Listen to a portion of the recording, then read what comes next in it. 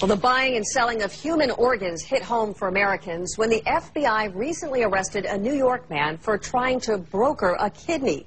But a CNN investigation shows that the organ trade, it's big business around the world. Drew Griffin of CNN's Special Investigations Unit, he's joining us. And Drew, it seems like Israel may be a point where all of this meets. Yeah, it certainly is a crossroads, but this is happening all across the world, Suzanne, where desperate patients seek body parts from desperate people who are willing to sell them. In this Tel Aviv hospital room, you can see just how desperate some Israelis are for kidneys. Ricky Shea's mother is nearly unresponsive, blind. Her diabetes slowly killing her. She's been on a national kidney waiting list for years. Sitting beside her, Shea's father, Yechezkel, also a diabetic, who decided not to wait for a kidney of his own and took matters into his own hands. And my father didn't want to be like my mother. So in April, Yechezkel cut a deal with a man who buys and sells kidneys, a kidney broker, who for $100,000 promised new life. The broker? Yes, the broker is not, he's a killer. He went to him and suggest him that for 2 days he became a new man. Come with me, 2 days, $100,000. Come with me. Yes. To China. To China. Once in China, Shea says her father was taken to a rural hospital. A teenage girl was waiting there. The broker paying $5,000 for the kidney that would go to Yechezkel. The surgery went poorly. Shea captured these images on her phone of her father in what she described as a filthy hospital. The donor, Shea says, died shortly after surgery. No one knows why. She was 18 years. She was just a child.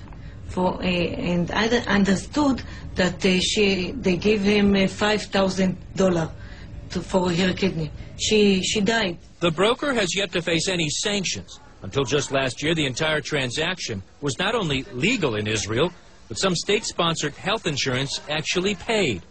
Nancy Shepard-Hughes studies the organ trade and says Israel has become a sort of ground zero for both legal and illegal transactions.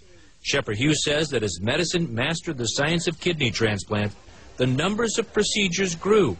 But in Israel, so too did the belief the best way to treat kidney disease was to find a new one. There's a belief, of course, that not only is transplant better than dialysis, but that you want a living donor because it's better than a kidney that was on ice or a kidney that was under a truck. This Israeli kidney broker insists he operates legally because he no longer finds kidneys for clients, but lets clients find their own. But he still wants his face hidden. He says Israelis have a phrase that they don't like to, quote, weaken their own. So when his own mother needed a kidney, she would not even consider the one her son wanted to give her. Your mother, you said, she wouldn't dare take a kidney from her son. Yes. But she would take a kidney from a person she will never know in China. Yes. What's so strange about that?